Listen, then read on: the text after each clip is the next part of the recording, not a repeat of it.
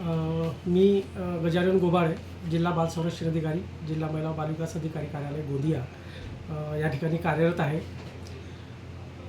गोंदिया जिल्ह्यामध्ये ग्राम परसवाडा या ठिकाणी 6 एप्रिल 2023 रोजी सामूहिक विवाह सोहळ्यामध्ये बालविवाह झाल्याची एक तक्रार जिल्हा महिला बाल विकास अधिकारी कार्यालयामध्ये प्राप्त झाली. त्या अनुषंगाने जिल्हा महिला बाल विकास अधिकारी यांच्या आदेशान्वये पर्यवेक्षण अधिकारी यांच्या अध्यक्षतेखाली एक 7 सदस्यांची एक समिती आपण स्थापन केली, ज्यामध्ये पर्यवेक्षण अधिकारी बाल विकास, जिल्हा बाल संरक्षण अधिकारी, 2 संरक्षण अधिकारी अशा एकूण 7 लोकांची आपण चौकशी समिती गठीत करण्यात आली. आणि त्या अनुषंगाने हनुमान देवस्थान परसवाडा, ग्राम परसवाडा या ठिकाणी 6 एप्रिल 2023 रोजी सामूहिक विवाह सोहळ्यामध्ये बालविवाहाची तक्रारच्या अनुषंगाने आम्ही 7 मे आणि 14 मे 2025 रोजी संपूर्ण कमिटी, आपली समिती त्या ठिकाणी व्हिजिट केलं आणि त्या भेटीदरम्यान सर्वांचे स्टेटमेंट घेतले.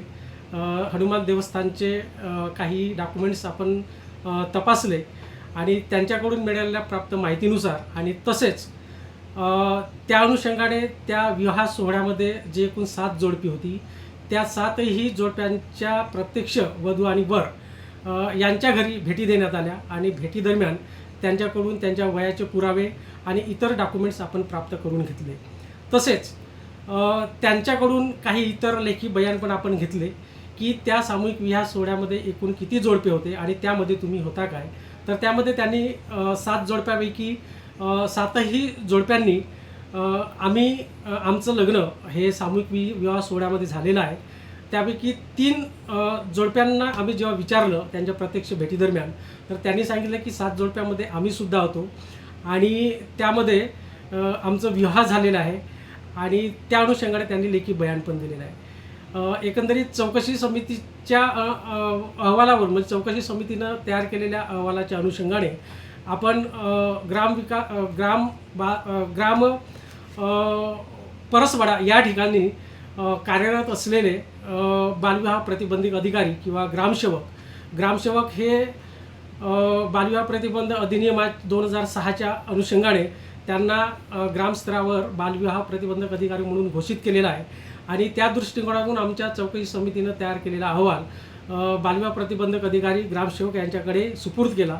तसंच संबंधित पोलीस स्टेशन दवणीवाडा या ठिकाणी सुद्धा आमचा चौकशी अहवाल देण्यात आलेला आहे.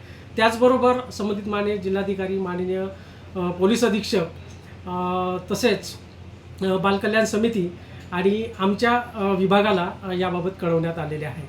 आणि पुढील कार्यवाही खरं तर बालविवाह प्रतिबंध अधिनियम 2006 नुसार वय हे पुरुषाचं 21 असलं पाहिजे आणि स्त्रीचं वय हे 18 वर्ष पूर्ण असलं पाहिजे, तरच आपण ते लग्न मान्य, म्हणजे शासनाच्या निकषानुसार ते मान्य असतं. परंतु विवाह पक्षातील एखाद्या जरी समजा पक्षातील वय हे 18, मुलीचं वय जर 18पेक्षा कमी असेल किंवा बालकाचं वय 21 वर्षापेक्षा जर कमी असेल तर त्याला आपण बालविवाह असे म्हणतो.